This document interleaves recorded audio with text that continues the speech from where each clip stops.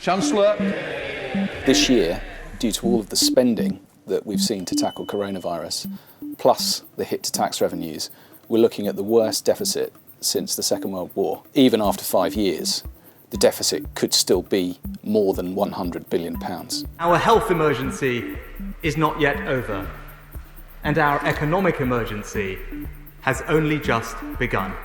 The issue now for the Chancellor is how he plugs a hole in the economy, which the OBR suggests will be 3% smaller by 2025. The OBR forecasts the economy will contract this year by 11.3%, the largest fall in output for more than 300 years. The Chancellor is raising hundreds of billions of pounds from international investors to pay for the financial damage from COVID.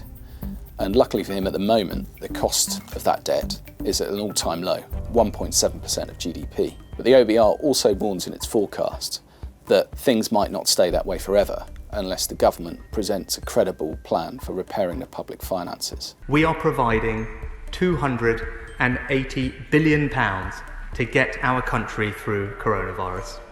Today was a spending review, not a budget. So Sunak has postponed some of the hard decisions on how to fill the fiscal hole until next year. And also, he faces Tory MPs who will be very reluctant to see a Tory Chancellor raise taxes, and as the closer we get to the next election, very, very keen to avoid something that could be seen as a return to austerity.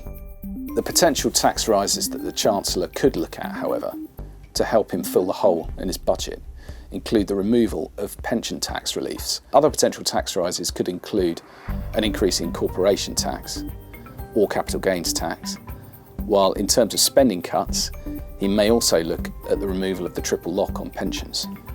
Even though the main focus of the deficit this year has been dealing with the pandemic, the government is still attempting to stick to its plans on levelling up, and the Chancellor announced a £100 billion spree over the next few years to spend on investment. This, it hopes, can achieve its manifesto pledges and hang on to the seats that it won in last year's election.